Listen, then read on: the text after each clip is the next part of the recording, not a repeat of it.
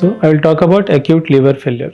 Acute liver failure is sudden liver dysfunction, which is defined as liver dysfunction occurring within a period of 26 weeks and is characterized by coagulopathy, that is, the ability of blood to clot decreases, and encephalopathy, that the patient will have an altered sensorium. So acute liver failure is a serious condition.